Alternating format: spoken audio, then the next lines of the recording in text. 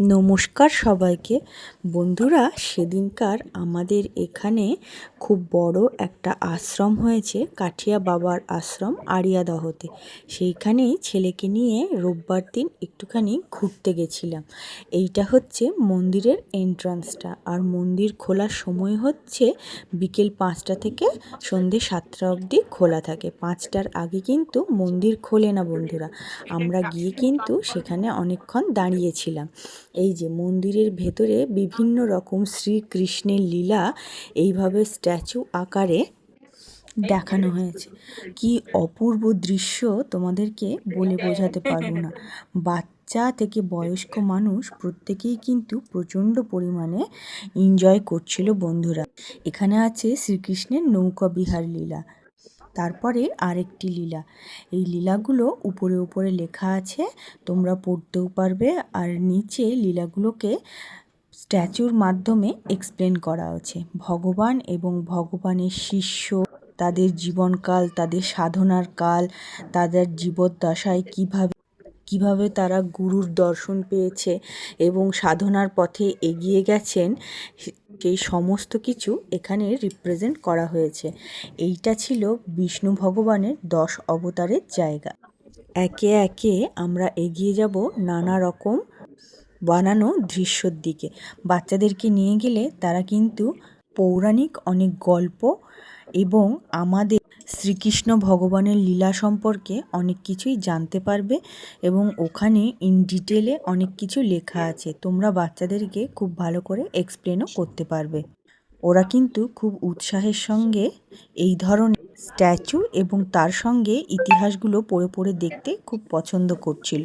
আমি ওখানে গেছিলাম, ওখানে দেখছি অনেক ছোট ছোট বাচ্চা কি সুন্দর দাঁড়িয়ে দাঁড়িয়ে পড়ার চেষ্টা করছে, আর ভগবানের নানা রকম লীলা দর্শন দেখার জন্য তারা খুবই উৎসাহী। তবে হ্যাঁ বন্ধুরা, তোমরা কিন্তু নাট মন্দিরে গিয়ে কখনোই ফটো তোলার চেষ্টা করবে না, সেটা কিন্তু একবারেই সম্ভব নয়। ওখানে নিষেধাজ্ঞা জারি করা আছে। তাই নাট মন্দিরের রাসবিহারীর দর্শন তোমাদেরকে করাতে পারলাম না। রাধাকৃষ্ণের সেখানে আসল মূর্তিটি আছে, কয়েকদিন আগেই সেটি স্থাপিত করা হয়েছে। খুব সুন্দর করে আরতি করা হয়। তোমরা গেলে অবশ্যই সেটাতে যোগদান করো ও নাম সংকীর্তন করে ভগবানের লীলার সঙ্গে তোমরাও যুক্ত হতে পারবে। আরতির সময় সন্ধ্যা 6টার থেকে, এবং আরতি হয়ে যাওয়ার পরে কিন্তু কাঠিয়া বাবার দর্শনও তোমরা লাভ করতে পারবে। বাবা ওখানে এসে নাম গান করেন, সংকীর্তন করেন এবং ভক্তদের সঙ্গে তিনি দেখাও করেন। এই পুরো আশ্রমটিতে ঘোরার জন্য তোমাদেরকে কিন্তু 1 টাকাও খরচা করতে হবে না বন্ধুরা। সম্পূর্ণ বিনামূল্যে তোমরা এই আশ্রমটি দর্শন করতে পারবে এবং ভগবানের লীলা সম্পর্কে অবগত হতে পারবে। আমরা তো সেদিনকার প্রচণ্ড পরিমাণে উপভোগ করেছি, বিশেষ করে ভগবানের নাম সংকীর্তন। খুবই ভালো লাগছিল এরকম ভগবানের অষ্টোত্তর শতনামের কীর্তন শুনতে, এবং আশ্রমের লোকজনদের আতিথেয়তা তোমাদেরকে এক অন্য ধরনের অনুভূতির জায়গায় নিয়ে যাবে বন্ধুরা। জীবনের স্ট্রেস আমাদেরকে এমন একটা পর্যায়ে নিয়ে যায়, একটু একটু ছোট ছোট জায়গায় ঘুরতে না গেলে আমাদের কিন্তু আর ভালো লাগে না।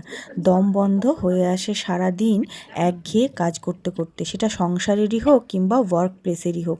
বাচ্চাদেরকেও তাই একটুখানি আনন্দ দেওয়া উচিত, একটুখানি ঘোরাফেরা করা উচিত।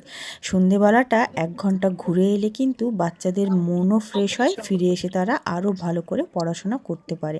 আবার সেটা যদি হয় এরকম ভগবানের লীলা কীর্তনের জায়গা, ওখানে গিয়ে অনেক জায়গা আছে, তোমরা চাইলে কিন্তু মেডিটেশনও করতে পারবে বন্ধুরা।